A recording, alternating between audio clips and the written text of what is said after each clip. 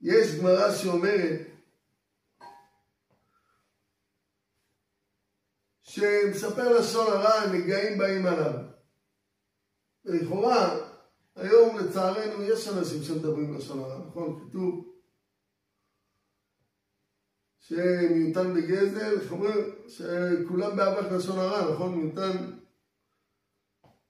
בגזל, בעריות, ויש בלשון הרע זה משהו שתופס את כולם. אז למה אתה לא רואה הרבה על כל פנים? למה אתה לא רואה נגעים באים? אתה לא רואה אנשים שנגעים באים עליהם. אומר החפץ חיים, אתה יודע למה אין היום נגעים, אפילו שיש לשון הרע? הוא אומר, בגלל ששקולה העניות כצרעת. במקום להביא נגעים על האדם, ברור עולם, לאדם שמדבר על השני רע, ברור עולם מביא עליו עניות.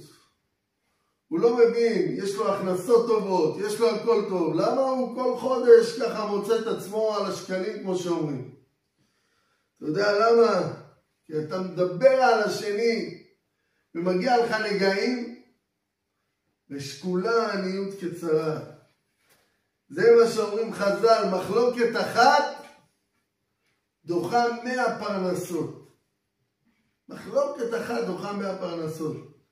היה פעם אדם שמישהו יצבן אותו והוא לא רב איתו ולא החזיר לו.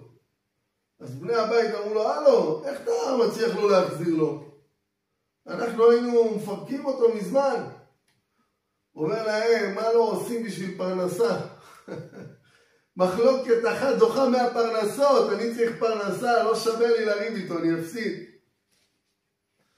כשאדם רב עם חברו על כמה שקלים, הוא מפסיד עשרות אלפי שקלים, 100 פרנסות! תחשוב שאתה מפסיד כפול 100!